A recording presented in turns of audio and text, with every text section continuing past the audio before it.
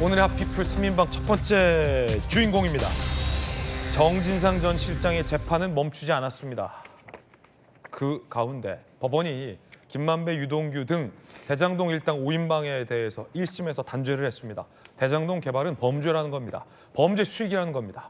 유동규 씨의 이야기 한번 들어보시죠. 법 앞에서 만인이 평등하다 헌법 제11조인데요. 단 한 사람만 지금 예외가 되고 있습니다. 대통령은 지금 재판받고 있지 않습니다. 대통령이란 이유로 이재명 쪽에서 지금 권력을 가지고 유권, 무죄, 무권, 유죄 이렇게 지금 만들어가고 있는 권력이 아무리 강하다고 하더라도 있던 사실을 없던 것으로 만들기는 어려울 것입니다. 4년 만에 난 선고인데 소감 한 말씀 해주시죠. 혹시 검찰 구형량 어떻게 보시나요? 1심 재판부는 대장동 개발은 부패 범죄다라고 명확히 규정했습니다. 오랜 기간 유착관계가 만들어낸 부패 범죄, 사적 이득을 보기 위해 추가 이익 확보 기회를 단념해 성남시에 손해를 끼쳤다. 유동규, 김만배 징역 8년 등 관련자 5인이 법정 구속됐습니다. 특히나 1심 재판부는 이 유동규에 대해서 성남 수뇌부와 대장동 일당 사이의 중간 관리자다라고 평가했습니다. 유동규는 단독으로 결정할 위치가 아니었다. 성남시 수뇌부가 주요 결정을 했다. 민간업자들과 의견 조율하는 중간 관리자 역할을 했을 뿐이다 라고 밝힌 겁니다. 자, 그러면 여기서 말하는 성남 수뇌부가 누구냐라는 게 향후 재판에 있어서의 가장 큰 중요한 관건이 될 것 같습니다. 판사 출신의 전주의 의원님. 이제 이 재판에서 공범으로 이제 적시는 되지 않았지만 결국은 이 사건의 판결이 의미하는 것은 결국은 그 윗선들도 결국은 관여한 거 아니냐 하는 그런 깊은 의심이 많이 드는 그런 판결이라고 생각합니다. 4년 정도에 걸쳐서 이제 이루어진 이런 재판이지만 그래도 이 대장동 사건에 대해서 재판부가 유죄로 또 배임죄를 인정을 하면서 또 김만배 씨나 또 유동규 씨에 대해서 징역 8년을 선고한 것은 저는 굉장히 큰 의미가 있는 판결이라고 생각합니다. 네. 지금 유동규 씨가 그 당시에 이제 그 본부장이었고 그 위에 재판부에서 적시하고 있는 것은 그 위에 이제 정진상 씨랑 유동규 씨는 자주 상의를 했다는 거죠. 네.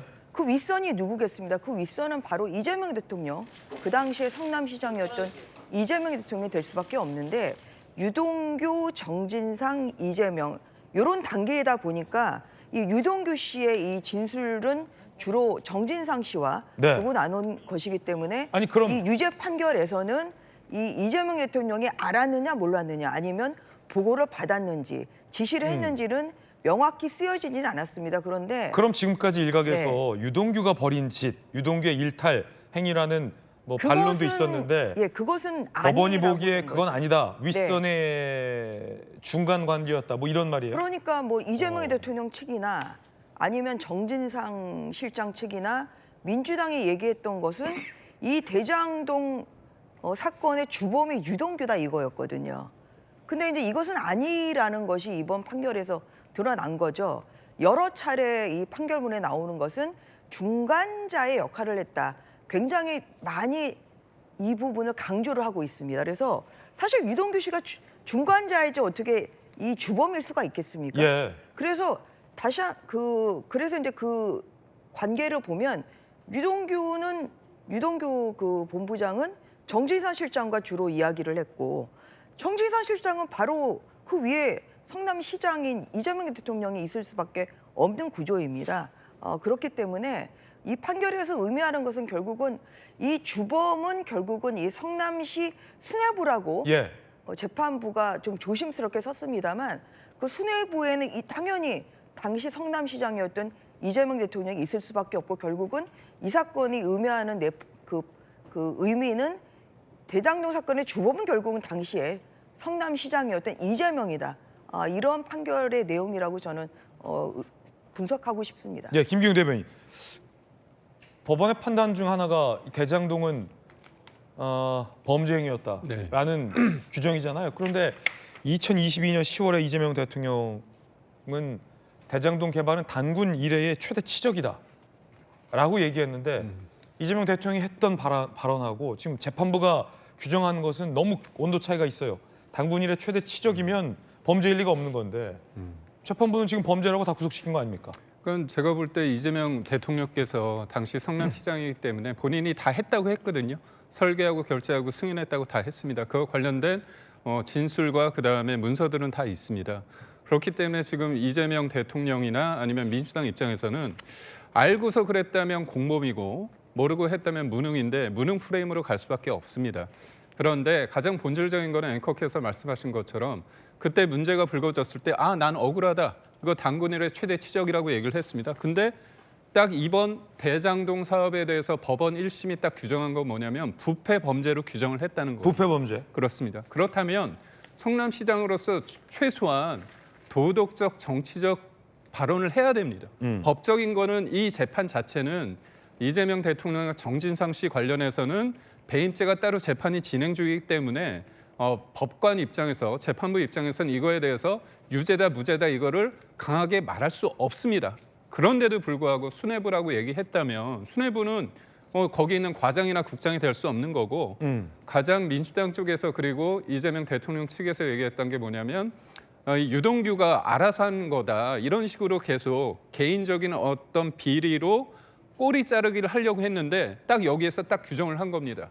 중간 관리자라고 얘기를 했거든요. 중간 관리자는 중간에서 브로커 역할을 하는 거잖아요. 그러면 민간 업자에 대해서 뭔가 돈을 받거나 청탁을 받고 윗선한테 보고를 해가지고 윗선에서 지시받은 것들을 또 알려줘서 특혜를 준 거 아닙니까? 그렇다면 사실상 그림이 만들어진 겁니다. 그런데 다만 재판부 입장에서는 대통령 관련 재판은 따로 있으니까 이거에 관련해서 대통령이 이거에 대해서 구체적으로 지시했다 말할 수는 없는 거기 때문에 그렇군요. 그런 측면에서 수뇌부라고 했다면 재판부 입장에서는 이재명 대통령을 언급하기는 좀 그렇기 때문에 사실상 저는 이재명 대통령이 지시했다는 것을 완곡하게 표현한 게 아닌가 싶습니다.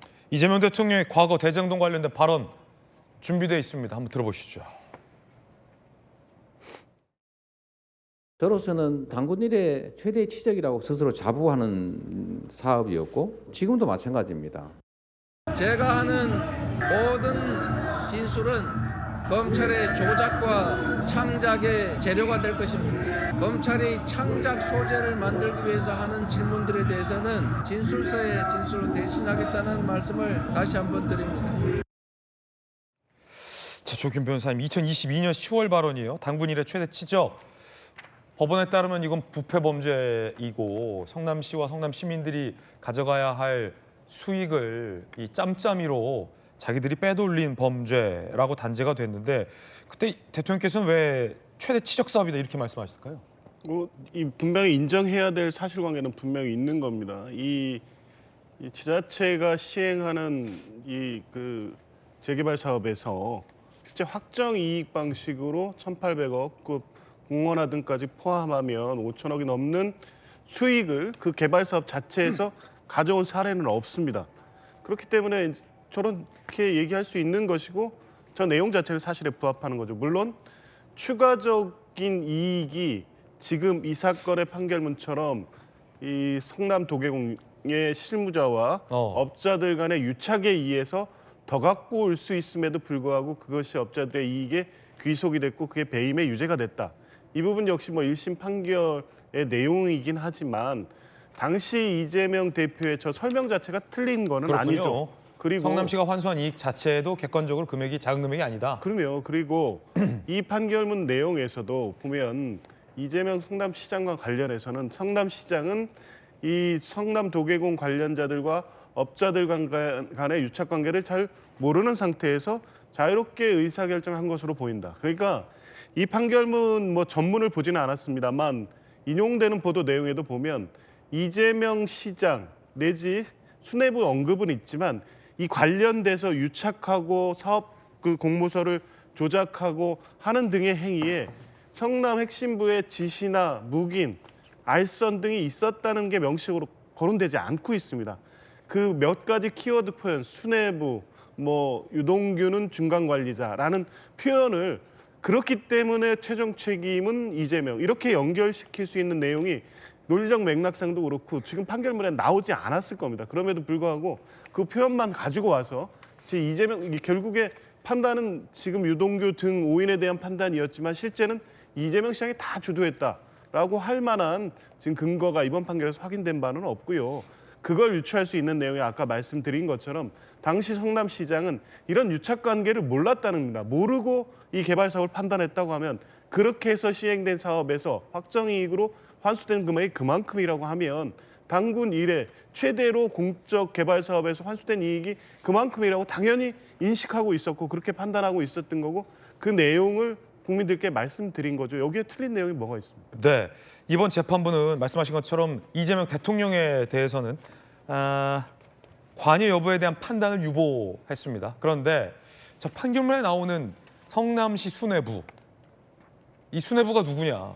검사 출신 김웅 전 의원은 이번 대장동 범죄의 몸통은 성남시에 살고 있는 성은수요, 이름은 뇌부라는 수뇌부다.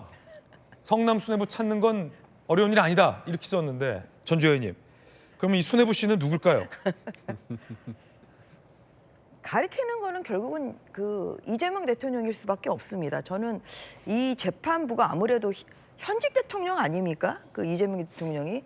그렇기 때문에 이 사건의 피고인은 아니죠. 직접 피고인은 아니고 다른 이제 재판을 받고 있는 상황이다 보니 이재명 대통령이라는 그 이재명이라는 이름을 쓰는 것이 좀 부담스러웠을 수도 있어요. 그리고 아까 제가 언급한 것처럼 유동규, 정진상, 이재명 이런 3단계이다 보니까 직접적으로 유동규 씨의 진술만 가지고 이재명 당시 시장의 이 관여나 지시, 보고 이런 것을 아주 단정적으로 인정하기에는 저는 한계가 있었다고 생각합니다.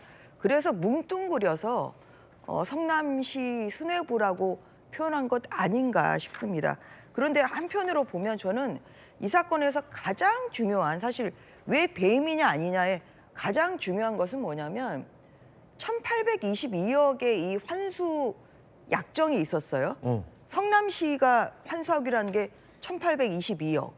그런데 이것 이외의 추가 이익 약정, 이 약정을 지금 오히려 빼라 이렇게 했다는 거거든요. 사실 이것이 저는 이 사건에 있어서 가장 중요한 포인트 아닌가 싶은데 그런데 이 1822억보다 그러니까 성남시가 더 많은 것을 가져올 수 있음에도 불구하고 포기한 것이 배임이라는 것이 이 대장동 사건의 주 내용이거든요. 그런데 이제 이 내용을 이재명 당시 대통령은 모른다고 했는데 결국은 여기에서 유죄가 인정된 것을 보면 이것은 성남시장에게 보고될 수밖에 없는 상황 아니었나 싶고 결국은 성남시 수뇌부의 핵심 몸통은 바로 이재명 당시 성남시장으로 볼 수밖에 없습니다. 예. 이러한 면에서 이 판결이 가지고 있는 파장은 저는 굉장히 크다고 보고 있고요. 여기에 이어서 이런 판결이 나오니까 지금 민주당에서 갑자기 또 대통령 재판 중지법 국회 통과시키자고 지금 나오고 있는 거 아닙니까? 예. 저는 법 앞에 평등을 지키는 태도가 굉장히 중요하다고 생각을 하고 그리고 이 사건이 가지고 있는 의미는 결국은 대장동의 몸통은 이재명 성남시장이었다는 점을 다시 한번 강조하는 바입니다. 판결문에 등장하는 성남시 수뇌부가 누구냐? 대통령 측의 기존 해명과 이번 1심 법원의 판단이 다릅니다. 어떤 부분이 다른지 정리해봤는데 함께 보시죠. 짚어드리겠습니다. 자, 모범적 공공환수 모델이다라고 대통령 말씀하셨고 1심 재판부는 유착관계가 만들어낸 부패범죄다라고 달리 봤습니다. 대통령 측은 사업자 내정이 없었다라는 해명을 했지만 유착 등을 통해 사실상 사업자를 대장동 일당 등을 내정해 놓은 것이다라고 판결을 내렸습니다. 공공 확정 이익을 확보했다라고 내세웠지만 추가 이익 검토 의무를 위반했다라고 재판부는 봤습니다. 배임이란 거죠. 유동규 개인의 일탈이다라고 규정했지만 1심 재판부는 유동규는 중간 관리자고 아까 말했던 성남시 수뇌부가 주요 결정을 내린 것이다라고 수뇌부의 존재를 언급해놨습니다. 1심 재판부는 이재명 대통령의 재선에 대해서도 언급했습니다. 이재명, 정진상 등은 민간 업자들이 시장 재선을 도와준 사례 등을 보고받아서 알고 있던 것으로 보인다는 겁니다. 자, 결국 시장 재선을 도운 대가로 대장동 사업의 이익을 준 것 아니냐라는 의혹이 거세졌습니다. 재선 기여 등으로 사업 시행자로 내정되는 특혜를 받게 된 것으로 판단된다. 재판부의 설명을 종합해 보면 이재명 시장은 당시 시장 재선을 도와줬고 그에 대한 고마움, 재선에 대한 기여로 대정동 사업자로 선정이 됐는데 수뇌부가 많은 것을 결정했다라는 건데, 자 박세문 최고님, 이 수뇌부의 역할 그리고 대통령의 해명과 재판부의 판단이 조금씩 다른 점도 많은데 이런 점들 어떻게 보십니까? 근데 그럼에도 불구하고 일단은 이제 유동규 씨에 대해서 중간 관리자 역할이었다. 그러니까 그 윗선이 있었다라는 점은 인정을 하지만 결과적으로 이제 당시 성남시장이 민간업자와의 유착이 어느 정도인지는 모르는 상태였을 것이다라고 판단한 점을 중요하게 봐야 될 것으로 생각이 되고요. 그러니까 이게 개인의 일탈이다. 유동규 씨 개인의 일탈이라고 한 점은 아마 이 법원에서 얘기한 것처럼 사실은 민간업자와의 유착이 어느 정도인지 성남시장 선에서는 몰랐을 수 있다. 그렇기 때문에 비교적 자유롭게 무언가를 결정할 수 있었을 것이다라는 점을 얘기를 하는 거잖아요.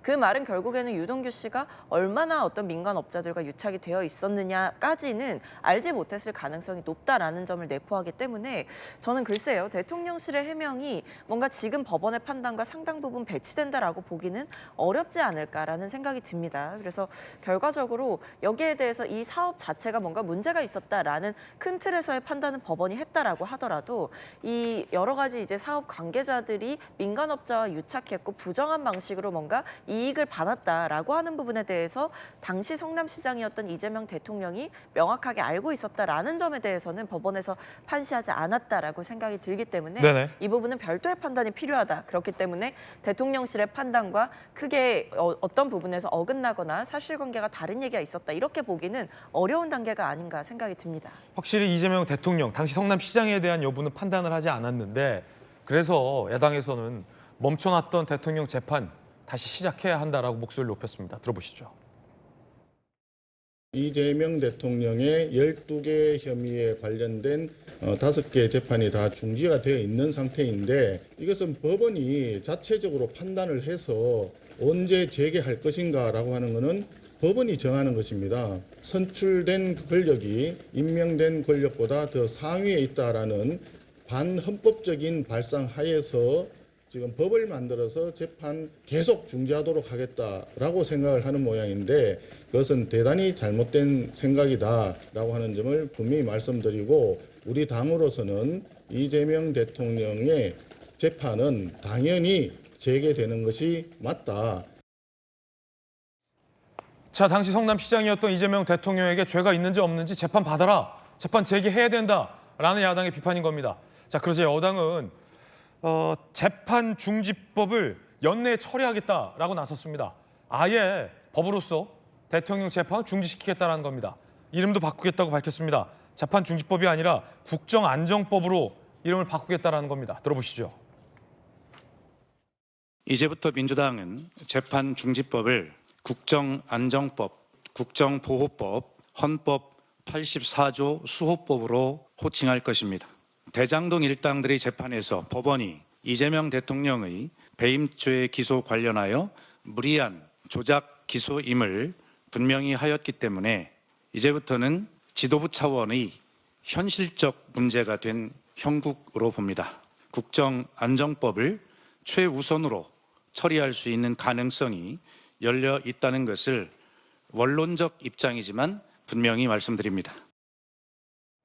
대장동 일당들에 대해서 법원의 단죄가 이루어졌고 성남시 수뇌부가 결정했다라면서 대통령에 대한 판단을 유보했는데 야당에서 그럼 대통령 재판 받자라고 하자 재판을 중지하는 법을 만들겠다라는 겁니다. 그리고 그 법 이름은 국정안정법으로 부르겠다는 겁니다. 김기현 대변인 어떻게 보십니까? 그러니까 프레임을 전환하는 거죠. 재판 중지라고 했을 때 국민들이 볼 때 대통령이 법 위에 있어? 이게 말이 안 되잖아요. 지은죄가 있으면 검찰에서 기소되고 재판에서 유무죄를 다투는 게 맞는데 대통령이 됐다는 이유로 이거에 대해서 재판을 사실상 뭉갠다는 거에 대해서 국민들이 받아들일 수 없습니다. 그러다 보니까 궁색하게 국정을 안정적으로 가기 위해서 재판을 중지하는 거다. 그런 프레임을 만드는 건데요. 참 제가 볼 때 어처구니 없다는 말씀을 드릴 수밖에 없습니다. 우리가 대선 때 방송 3사에서 출구조사를 했을 때요. 국민의 64% 가까운 분들이 재판이 진행돼야 된다 얘기를 했고요. 25% 정도만 재판이 중단돼야 된다고 했습니다. 이재명 대통령께서 그리고 민주당이 그렇게 얘기하시는 국민 주권을 봤을 때 국민들은 재판을 원하고 있습니다. 그리고 본인이 이거 관련해 가지고 이번에 대장동 1심 관련해서 무죄를 확신한다고 생각하시면 제가 대통령이라면 억울하잖아요. 왜 국민의힘 야당에서 이렇게 얘기했을 때 끌려갑니까? 턱하니 재판 받으면 되는 거고요. 저는 차라리 민주당에서 이재명 대통령의 사법 리스크를 어떻게 보면 무죄를 만들기 위해서 여러 가지 법들을 만들고 있습니다. 배임죄도 없애고 있죠. 제3자 뇌물죄 관련해서도 개정한다고 하고 있죠. 공선법도 개정한다고 하는데 차라리 한번 세게 국민들한테 욕을 먹으십시오. 이 법은 어떻습니까? 묻다 이무법이라는 걸 만드십시오. 이게 뭐냐? 묻지도 따지지 말고 이재명 대통령은 무죄다. 차라리 이걸 하십시오. 그러고 나서 제가 볼 때 국민들에게 심판을 받는 게 맞지.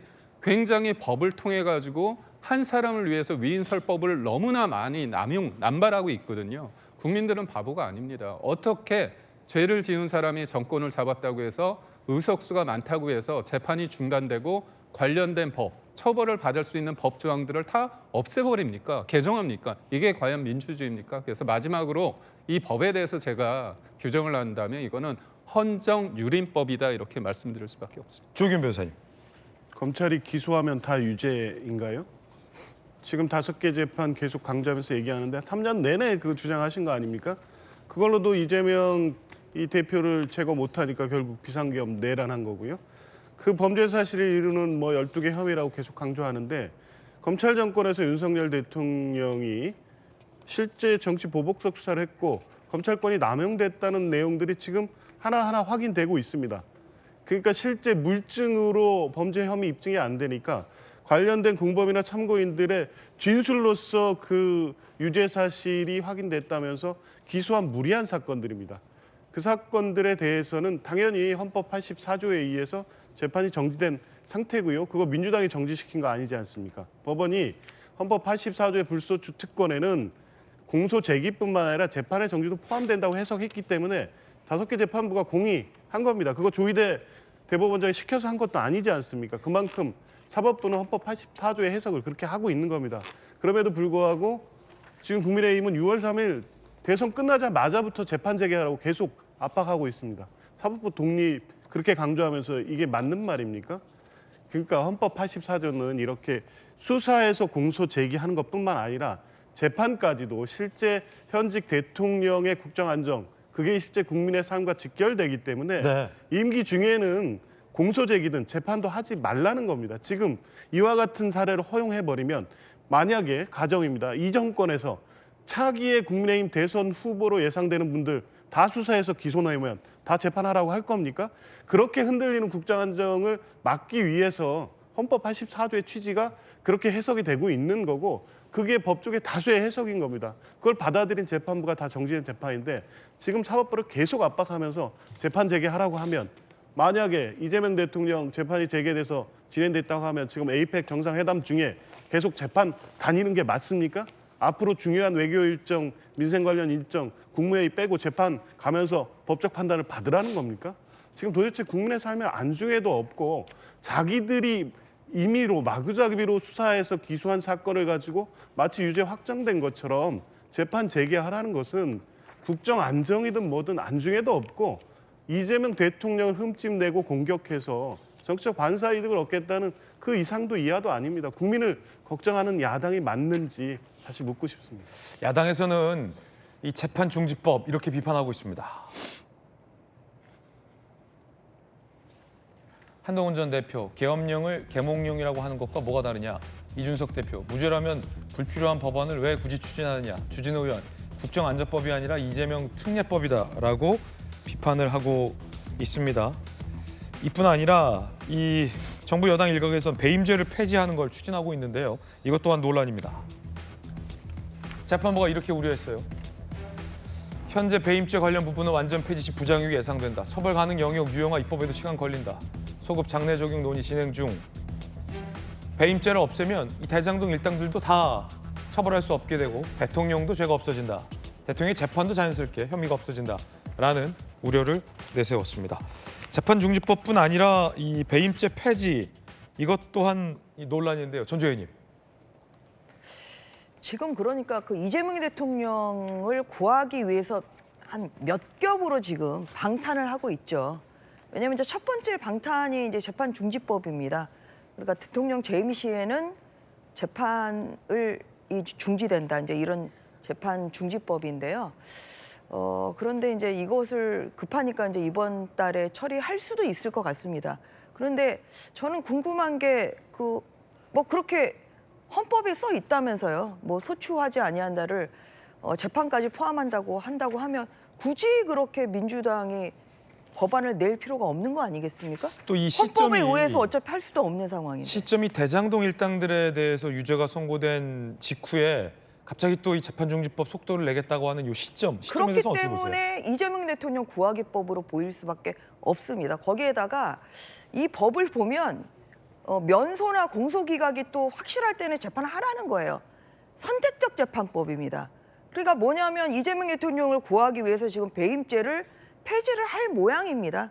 저는 충분히 민주당에 하고도 남는 그런 당이라고 생각을 하거든요. 배임죄 폐지되면 아까 그러면 면소해야 되잖아요. 아까 판결 받았던 대장동 일당동은 그럼 처벌 못 하는 거예요? 그럼요. 그리고 이제 면소가 되고 그래서 이제 이 법이 폐지가 되면 그 지금 중지돼 있는 이재명 대통령에 대한 이 배임죄와 관련한 뭐 대장동이랄지 여러 개가 있잖아요. 이런 게 다 줄줄이 면소가 될 수밖에 없어요. 그때는 법원이 재판을 열어서 피고인 이재명을 면소를 시켜라. 이게 재판 중지법의 내용이에요. 그러니까 유무죄를 다투는 사건은 하지를 말고 이재명 대통령 사건 중에서 네. 면소나 공소기각에 확실한 사건은 재판을 해서 면소시키고 공소기각 시켜라. 이렇게 선택적으로 재판을 하라는 것을 주문하는 것 자체가 사법부의 독립을 굉장히 침해시키는 법이죠. 그래서 이런 이제 첫 번째 겹은 이렇게 되는 거고 두 번째는 이제 불안하니까 이제 배임죄도 폐지를 하자는 거잖아요. 배임죄를 폐지하면은 뭐 백현동 사건도 그렇고 성남 FC 사건도 그렇고 다 지금 줄줄이 면소가 될 수밖에 없기 때문에 두 번째 방탄은 배임죄 폐지입니다. 그래서 배임죄를 이제 폐지를 시키고 그리고 지금 이 허위사실 그 공표로 인한 공직선거법 그 위반죄는 지금 거의 이것도 지금 행위를 빼는 이러한 지금 법이 국회에서 지금 통과 직전이거든요. 이것까지 통과가 되면 지금 대법원에서 유죄 취지로 파기 환송돼서 2심에 돼 있는 이 이재명 대통령의 공직선거법 위반 사건 이것도 결국은 다 면소 판결이 될 수 있죠. 그래서 이제 두 번째가 이런 그 배임죄 폐지나 관련 법안 폐지를 하는 것이 두 번째고요. 저는 세 번째 방탄은 결국은 대법관을 26명으로 늘리자는 법 아닌가 싶습니다. 이것이 결국은 이 사건이 이재명 대통령에 대한 사건이 언젠가는 또 대법원으로 갈 수 있으니 그때 우리 편 많이 만들어서 결국은 유죄로 오더라도 무죄로 파기시키는 이러한 것을 지금 첩첩삼중으로 삼첩반상으로 해가지고 정말 이 이재명 대통령 무죄를 만들기 위한 이러한 노력을 많이 지금 하고 있는 것으로 보이거든요. 그래서 이런 면에서 지금 대장동 사건의 유죄가 나자마자 또 이 재판 중지법을 국정안정법이라는 국민을 우롱시키는 이러한 그 네이밍 아니겠습니까? 이러한 것 자체가 정말 오히려 가만히 있는 것보다 훨씬 못하는 것이고 저는 국민들이 보고 있거든요. 국민들의 심판 그리고 민심의 역풍을 맞을 수밖에 없다고 생각합니다. 배임죄 폐지 명분은 좋습니다. 기업인들이 이 배임죄에 묶여서 경영활동을 활발히 못하는 것에 대한 기업인들의 어떤 애로사항을 들어주자라는 취지로 여당에서는 배임죄 폐지를 추진하겠다라고 밝혔는데 그렇게 본다면 이 사이드 이펙트, 부작용이 방금 처벌받은 대장동 일당들이 배임죄로 처벌받아서 2심, 3심에선 여당이 배임죄를 없으면 대장동 일당들을 처벌할 수 없게 되는데 그런 점들은 그럼 괜찮은 거냐? 국민 사이에서 이런 좀 의문이 있거든요. 박수민 최고. 뭐 일단은 이 형법상 배임죄 폐지 논의에 대해서는 이 대통령만을 위한 것이 아니라 사실은 이미 지난 9월에 이 대통령과 여야 대표 회동에서 얘기가 나왔던 부분이라는 점을 좀 먼저 말씀을 드려야 될 것 같고요. 여기에서 해당 사안을 논의를 했습니다. 그러니까 이게 이 대통령에 대해서 뭔가를 막겠다 혹은 보호하겠다라는 취지가 아니라 사실은 기업의 어떤 자유로운 이 활동을 위해서라도 어느 정도의 제도 개선이 필요하고 필요하다면 폐지까지도 논해볼 수 있다라는 정도의 대화는 분명히 있었던 것으로 보이거든요.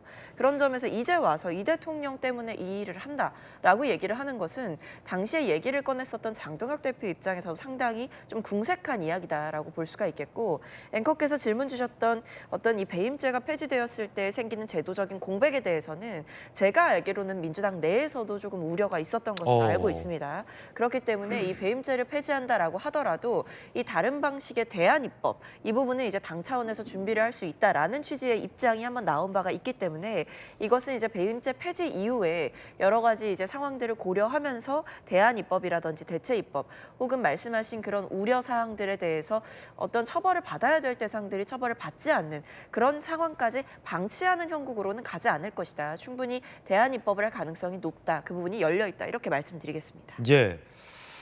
자, 핫피플 함께하고 있습니다.